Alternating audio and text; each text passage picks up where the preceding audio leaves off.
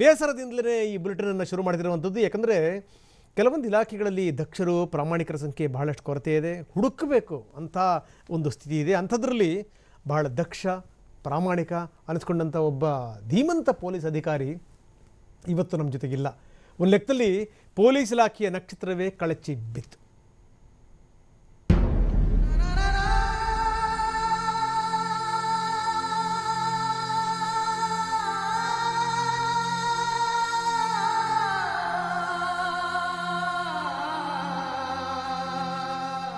जिंदगी को बहुत प्यार हमने किया, मौत से भी मोहब्बत निभाएंगे।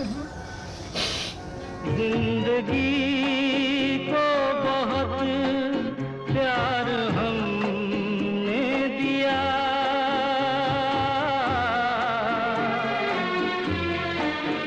मौत से भी मोहब्बत निभाएंगे हम।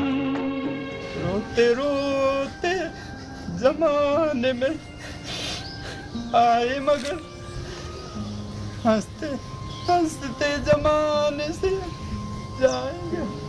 रोते रोते जमाने में आए मगर हंसते हंसते जमाने से जाएंगे हम।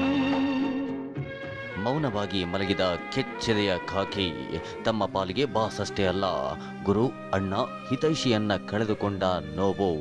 ಸಿಬ್ಬಂದಿಯನ್ನ ಮಗನಂತೆ ಕಂಡು ಪ್ರೀತಿ ಅನ್ನೋ ಎರಡಕ್ಷರಕ್ಕೆ ಮತ್ತಷ್ಟು ಅರ್ಥ ಕೊಟ್ಟ ಖಡಕ್ ಅಧಿಕಾರಿ ಭಾರತ ಲೋಕಕ್ಕೆ ಪಯಣಿಸಿದಾಗ ಸಹೋದ್ಯೋಗಿ ಕೊಟ್ಟ ಕಣ್ಣೀರ ಗಾನ ನಮನವಿದು. जिंदगी को बहुत प्यार हमने किया, मौत से भी मोहब्बत निभाएंगे। जिंदगी को बहुत प्यार हमने दिया,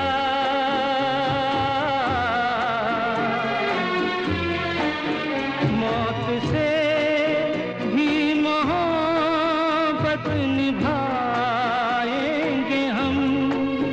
जाएंगे पर किधर है किसे ये खबर, कोई समझा नहीं, कोई जाना नहीं। Sorry sir. IPS Madhukar Shetty ದೇಶ ಕಂಡ ದಕ್ಷ ಪೊಲೀಸ್ ಅಧಿಕಾರಿಗಳಲ್ಲೊಬ್ಬರು. ಪೊಲೀಸ್ ಇಲಾಖೆಯ ಕೀರ್ತಿ ಪತಾಕೆಯನ್ನ ಮತ್ತಷ್ಟು ಎತ್ತರಕ್ಕೆ ಹಾರಿಸಿದ ಪ್ರಾಮಾಣಿಕ ಅಧಿಕಾರಿ. ಭ್ರಷ್ಟ, ಕಾನೂನು ಮೀರಿ ನಡೆಯುತ್ತಿದ್ದವರ ಹೆಡೆಮುರಿ ಕಟ್ಟುತ್ತಿದ್ದ ಸಿಂಹ ಈಗ ವಿಧಿಯಾಟದ ಎದುರು ಶರಣಾಗಿದೆ. ಕನ್ನಡದ ಕಣ್ಮಣಿ ಮಧುಕರ್ ಶೆಟ್ಟಿ ನಮ್ಮ ನಗಲಿ ಭಾರತ ಲೋಕಕ್ಕೆ ಪಯಣ ಬೆಳೆಸಿದ್ದಾರೆ. ಹೌದು, ಹೈದರಾಬಾದ್ನ ರಾಷ್ಟ್ರೀಯ ಪೊಲೀಸ್ ಅಕಾಡೆಮಿಯಲ್ಲಿ ಉಪನಿರ್ದೇಶಕರಾಗಿ ಸೇವೆ ಸಲ್ಲಿಸುತ್ತಿದ್ದ ಮಧುಕರ್ ಶೆಟ್ಟಿ ವಾರದ ಹಿಂದೆ ಉಸಿರಾಟದ ಸಮಸ್ಯೆಯಿಂದಾಗಿ ಆಸ್ಪತ್ರೆ ಸೇರಿದ್ರು. ಆದರೆ ಚಿಕಿತ್ಸೆ ಫಲಕಾರಿಯಾಗದೆ ನಿನ್ನೆ ರಾತ್ರಿ ಕೊನೆಯುಸಿರೆಳೆದಿದ್ದಾರೆ. ಪ್ರೀತಿಯ ಪತ್ನಿ, ಮುದ್ದಿನ ಮಗಳು ಸೇರಿದಂತೆ ಸಾವಿರಾರು ಮಂದಿಯನ್ನ ಕಣ್ಣೀರ ಕಡಲಲ್ಲಿ ತೇಲಿಸಿ ಬಿಟ್ಟಿದ್ದಾರೆ. ಪೊಲೀಸ್ ಇಲಾಖೆಯ ನಕ್ಷತ್ರವೊಂದು ಕಳಚಿ ಬಿದ್ದಿದೆ.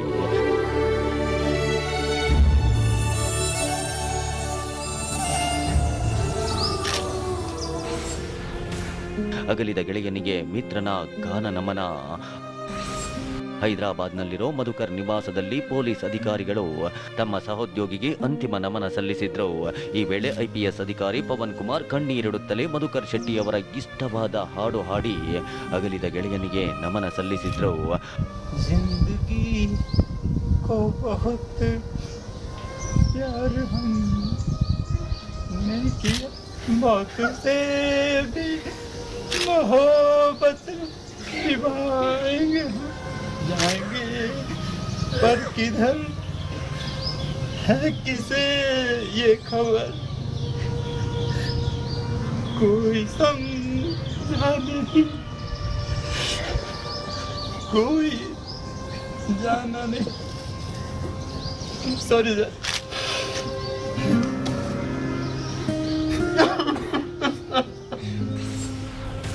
ಹೈದರಾಬಾದ್ನಿಂದ ಬೆಂಗಳೂರಿಗೆ ಪಾರ್ಥಿವ ಶರೀರ ರವಾನೆ.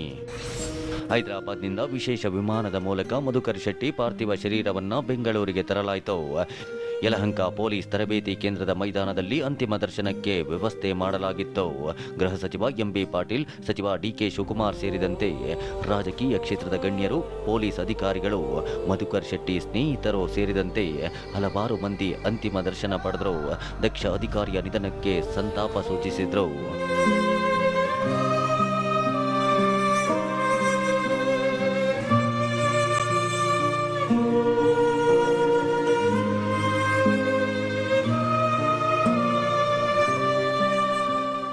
ನಮ್ಮ ರಾಜ್ಯ ಅಲ್ಲ, ಇಡೀ ರಾಷ್ಟ್ರ ಓರ್ವ ಅತ್ಯಂತ ಪ್ರತಿಭಾವಂತ, ದಕ್ಷ ಹಾಗೂ ಪ್ರಾಮಾಣಿಕ ಅಧಿಕಾರಿಯನ್ನ